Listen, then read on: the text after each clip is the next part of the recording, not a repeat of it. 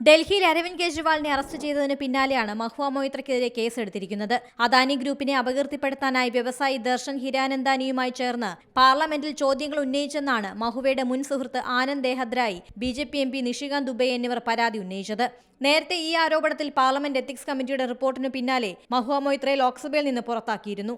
ദർശൻ ഹിരാനന്ദാനിക്ക് ചോദ്യങ്ങൾ അപ്ലോഡ് ചെയ്യാനായി പാർലമെന്റ് അക്കൗണ്ടിന്റെ ലോഗിൻ ഐഡിയും പാസ്വേഡും കൈമാറിയെന്ന് നേരത്തെ മഹുവ സമ്മതിച്ചിരുന്നു. വിദേശത്തുള്ള ബിസിനസ് ഗ്രൂപ്പിന് പാർലമെന്റ് ലോഗിൻ വിവരങ്ങൾ കൈമാറിയ ഗുരുതര കുറ്റമാണ് മഹുവയ്ക്ക് തിരിച്ചടിയായത്. 2019 ജൂലൈക്കും 2023 ഏപ്രിലിനും ഇടയിൽ 47 തവണയാണ് മഹുവ മൊയ്ത്രയുടെ പാർലമെന്റ് ലോഗിൻ അക്കൗണ്ട് UAE-യിൽ വെച്ച് ഹിരാനന്ദാനി ഗ്രൂപ്പ് ഉപയോഗിച്ചത്. വിവരങ്ങൾ ചോർന്നു കിട്ടുന്ന രാജ്യവിരുദ്ധ ശക്തികൾക്ക് പാർലമെന്റ് ആക്രമണം പോലും നടത്താമായിരുന്ന സാഹചര്യമാണ് മഹുവ സൃഷ്ടിച്ചതെന്ന് എത്തിക്സ് കമ്മിറ്റി റിപ്പോർട്ടിൽ കുറ്റപ്പെടുത്തിയിരുന്നു.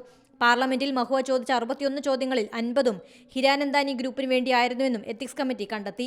National desk, C Malayalam news. പുതിയ വാർത്തകളും വിശേഷങ്ങളും ഇനി വിരൽ തുമ്പിൽ.